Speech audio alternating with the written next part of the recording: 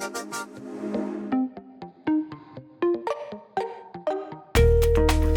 friends, and welcome back to the Bay East Association of Realtors Grab and Go videos. Back with another wonderful video for you today. Let's talk about the quick search. This is a wonderful multi-class search that you can use to pull up listings as well as the history of an address.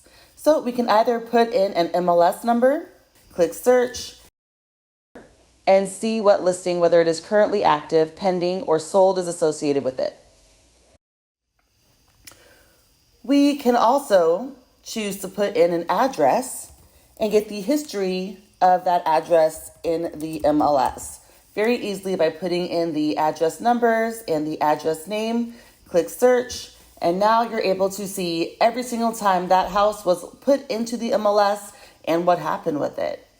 And that's it for you. You are ready to go and to perform any quick search on any listing or address. Thanks for watching and looking forward to seeing you in the next video. Bye-bye.